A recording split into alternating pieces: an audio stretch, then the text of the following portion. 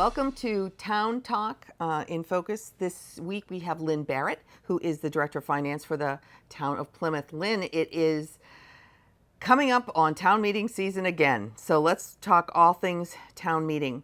Overall, what is the most important thing for residents and town meeting members to know going into town meeting? I think the most important thing is that they know the timeline, that they know what is on the warrant for town meeting, that they prepare themselves for town meeting so that they know what they'll be voting on at town meeting. There's a variety of articles on the warrant. Once we have a signed warrant by the selectmen, which should happen the week of probably the night of September 14th, I think they're going to sign the warrant. So we will post that on our website. So we have that quick links town meeting information page, and we're starting to post important dates on there and any materials that we may have for town meeting members and for the public. That's where they can go and get that information. Excellent. That's great.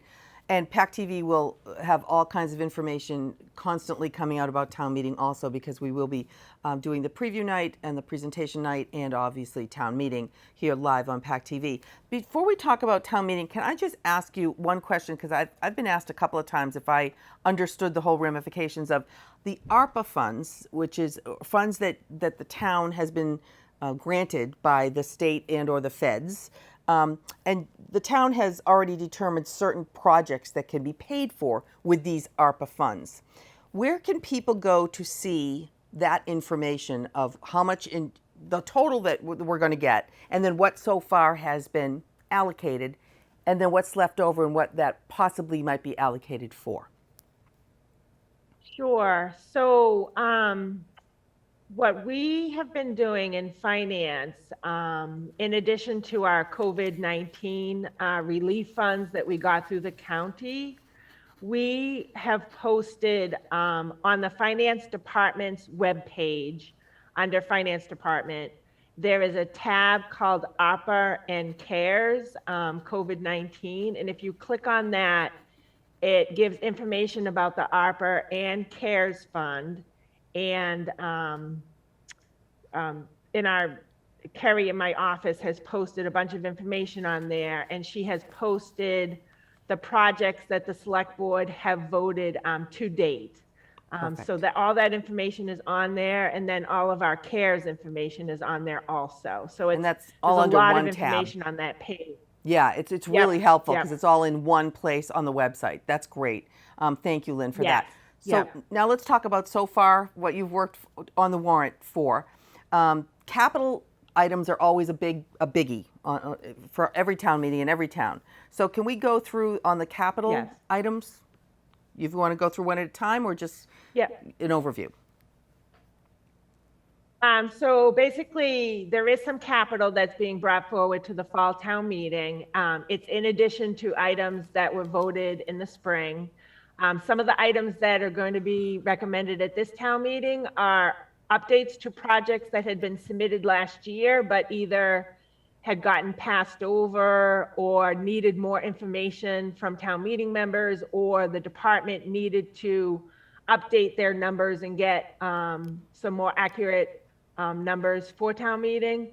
So there's several projects in Article 4 of town meeting, which is our general capital section. And then there are 2 requests for renovations and improvements to 2 of our fire stations. And then there is one, there's an article from the schools to do 3 school roof projects with MSBA reimbursement as part of the funding source for those projects.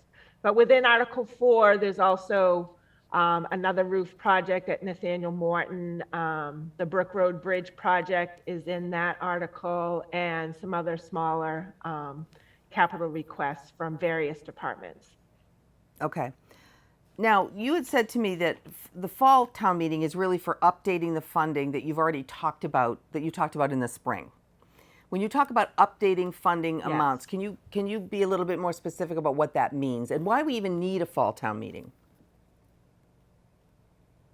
A fall town meeting is really important because in the spring, we have put forward a budget to town meeting members that was developed in October of last year.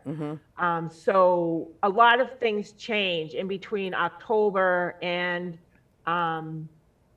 September right now, you know. We get more accurate information on our fixed costs.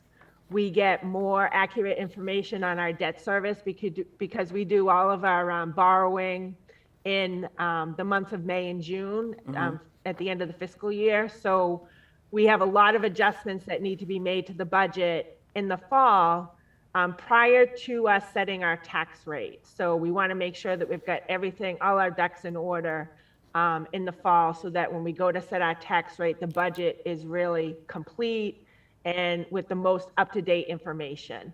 There are also departments that, you know, stuff comes up, you know, that are a priority and more of a need. And some departments have requested supplemental budgets to address those needs, either from the departments or from the select board or something like that. What is the process of when anything comes before you, before the finance director, saying it's a capital item or it's a new initiative or whatever, how much time or effort can be spent on trying to secure funds other than from the tax base, like from grants or from governmental issuances that are happening? How much are you able to actually say, okay, I was asked for $10 million, where can I find that money other than from my tax base? How do you navigate that? So, for example, there are several requests within the capital article for funding. And when departments submit those requests, they are required initially to identify any other funding sources other than the tax rate where they can fund those projects from. So for example, a lot of the projects from the Department of Marine and Environmental Affairs, they're required to identify any grants that they have received, if they're going to use the Environmental Affairs Fund for any of their projects. That's just an example. Like the school department, for a number of years, they had been asking for money for replacement of 3 school roofs. And at the time, we wanted them to finish the projects for Plymouth South and Plymouth North and then request MSBA funding for those projects from the state. And they were willing to do that and work with us on that. So they waited and then they submitted those 3 school roof projects to MSBA. They were approved for funding, and now they're coming back to town meeting to request those funds to do those projects. So we work really closely with the department sort of prior to it coming to town meeting to make sure that we've identified all of the other various funding sources where they could possibly pay for a project out of. There's another example on the warrant for the fire stations. Part of the fire station projects, we've identified areas where that can be reimbursed or paid for out of ARPA funds. So we're only asking town meeting for that portion of that project that would not be eligible under that grant. So we've really tried to look at available funds that we have locally or from any other grants that we can possibly get funding for these projects. Right. So when you're setting the tax rate, you have to take into consideration all of that research that you've done beforehand, right? To determine, okay, we've tried every possible way to pay for this. we've found certain other avenues of funding. The rest of it has to come from the taxpayers. So this is a line item we know is a absolute line item.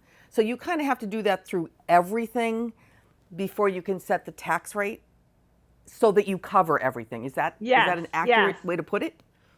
Yes, that's an accurate way to put it. So, for example, the budget article. So Article 2 is a supplemental budget article where we're going to be asking to make adjustments to the budget. And then secondly, we're actually going to be asking to revise the funding sources for that budget, because we've identified other funding areas to fund certain things. So, and by using other funding sources, recommending those funding sources, by using those funds, we're actually reducing the amount that we're going to be using from the tax rate. So next week, when I do my video for the Article 2, for the budget article, I'll be able to go through all of those funding sources and recommendations that we're making to town meeting so that we can minimize the amount that we're raising on the tax rate. And that's so important for people to understand, that you do go through that process, painstakingly go through that process to try to get the minimum possible amount that has to come out of the tax rate. Now, let me ask you a question. What if money becomes available mid-year, like the CARES fund, that none of us really knew that was going to happen or how much each town would get? That was a huge help to a number of towns. What do you do budget-wise if it's identified that, Plymouth is going to get X amount of dollars from this certain fund that you didn't know about? Does that have to wait till spring, or what do you do with that? So usually what happens with something like that, so the CARES fund specifically, that money became available to us sort of as we were going through the town meeting process. And we initially, it was sort of uncertain at that time last summer when we were developing the budget and what was going to be covered and what was not going to be covered through CARES. And we ended up being able to use the CARES money during the year after we had set the tax rate to fund a lot of the remote learning that was done over at the schools, to pay for, the unique software that they had to use for that, to pay for some remote teachers. So what ended up happening was the school department had money remaining in their budget. So that money is going to actually close out to free cash. And then we're recommending to use some of that free cash for some of the capital that's being requested at town meeting. So for example, we're recommending to use $2 million of the free cash towards the repair and replacement to the Nathaniel Morton School roof project, so that it was sort of tax money initially that town meeting paid for out of the budget, but now we're actually going to use that to fund a project that's necessary, over at the school department. For the schools, right. Schools had a little extra, so you can use it towards a school project, which makes total sense. Right. And the unknowns to you during the year, if I'm right, are things like the meals tax. You can project, you can guess. Yeah. How do you circle that square when you're really you don't know? Yeah. So the meals tax is. And all along, I think the town has done well under the circumstances. Unfortunately, though, in 2020, that last quarter of 2020, March, April, May, June, in that area, I mean, we got slammed really badly. So the meals tax was reduced dramatically. And as the restaurants started to come back open again last summer with the outside dining and a lot of the takeout and that kind of thing, it started to bounce back, but it was not to the levels that we had seen years before.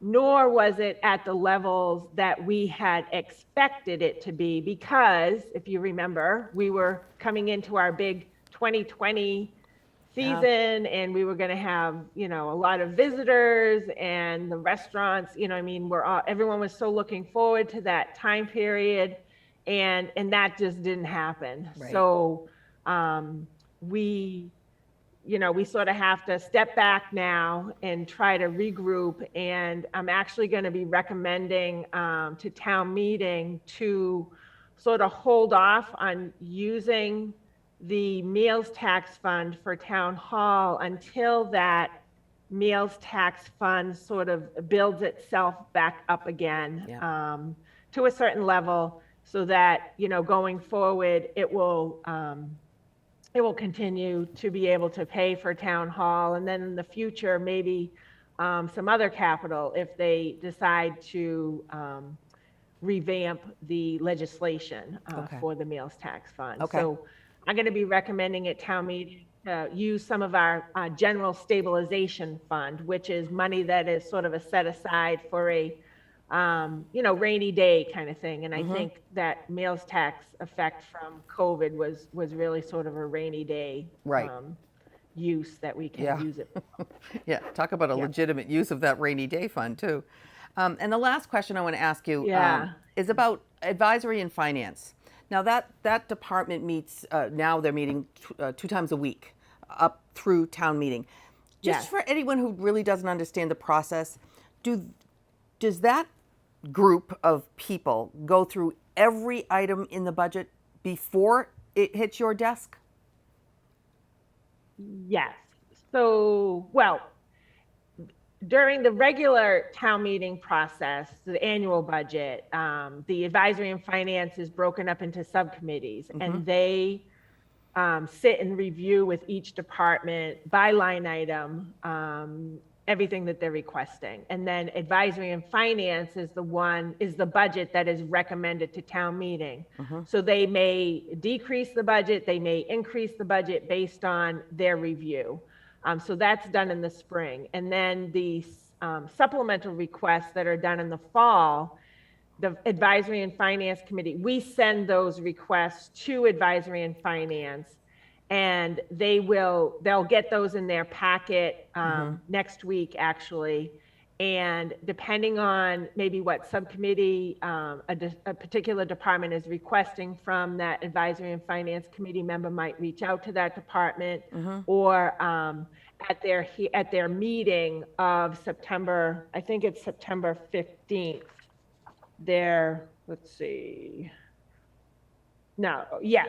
Supplemental budgets is being heard by them on September 15th. So at their public meeting, we'll go through each and every line item.